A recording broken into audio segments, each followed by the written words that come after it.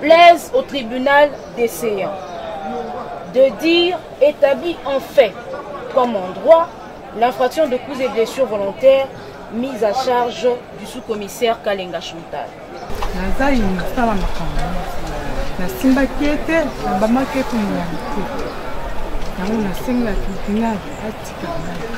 L'auditeur militaire près le tribunal militaire de garnison de Kinshasa Matité, réuni en audience foraine à la prison militaire de Ndolo, poursuit le sous-commissaire Kalenga Chantal pour coups et blessures volontaires.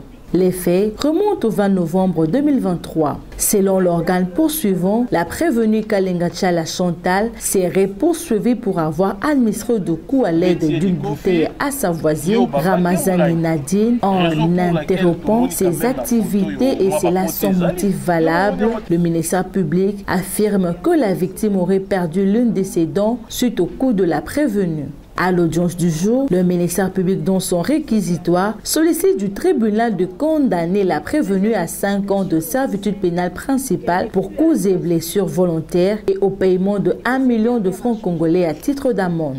Du 18 février 2018, tel que modifié à ce jour dans certains de ces articles.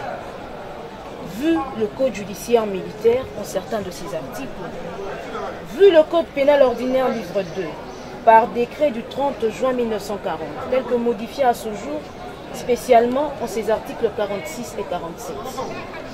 Vu l'ordonnance d'organisation judiciaire numéro 23/166 du 6 juin 2023, portant nomination de magistrats du ministère public, requérant plaise au tribunal des séants de dire établi en fait comme en droit l'infraction de coups et blessures volontaires mise à charge du sous-commissaire Kalenga Chantal. De la condamner, par conséquent, sans administration de circonstances atténuantes, à 5 ans de servitude pénale principale et à 1 million de francs congolais d'amende.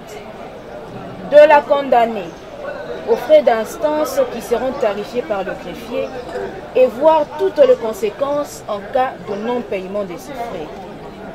De la condamner en outre à toute peine que votre tribunal estimera juste et équitable. Et ce sera justice. Ça n'a pas été dit clairement, explicitement, Monsieur le Président. On vous dit seulement bouteille. Et malheureusement pour lui, il parle de choses sans pour autant les démontrer en droit. Les avocats de la partie prévenue, pour leur part, soutiennent que l'organe de la loi n'a apporté aucune preuve pour soutenir ces allégations. Ils soutiennent en outre qu'il y aurait également absence d'éléments matériels et intentionnels. Ils sollicitent du tribunal de dire non établir cette infraction et d'acquitter leur cliente. Les parquets censés, là je dis, il est censé avoir tous les éléments possibles pour soutenir son accusation devant les juges. Mais dans les cas d'espèce, mais nous sommes en face de simples propos qui n'ont pas un soubassement juridique.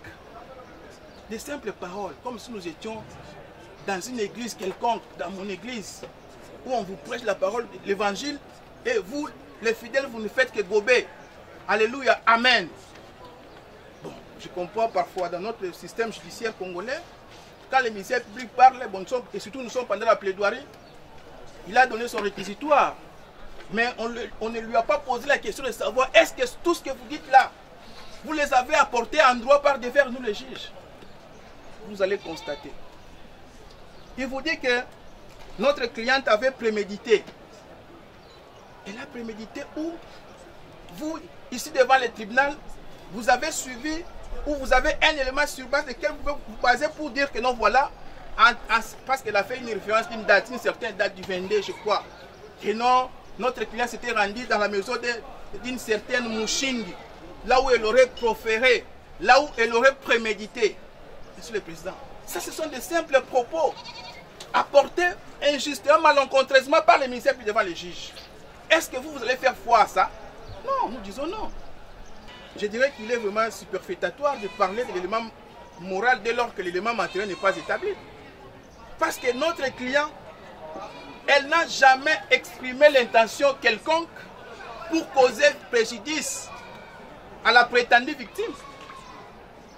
Elle n'a jamais manifesté l'intention, comme il dit avec préméditation, d'aller donner ou administrer des coups à cette dame qui, répondant au nom de Ramazan. Monsieur le Président, pour conclure mon expression,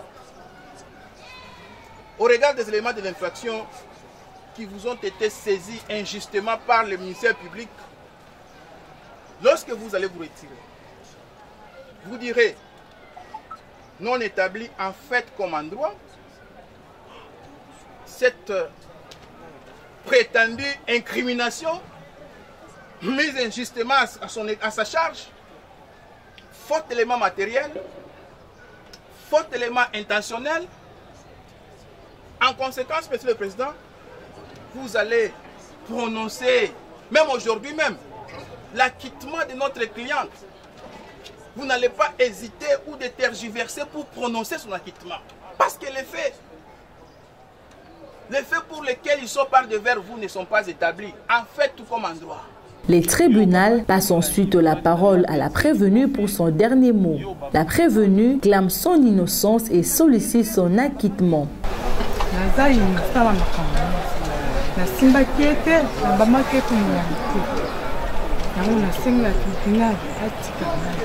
Après avoir entendu toutes les parties et le réquisiteur du ministère public, les tribunaux clôt le débat et prend la cause en délibéré pour se prononcer dans le délai de la loi. La cause inscrite sous RP numéro 1087/022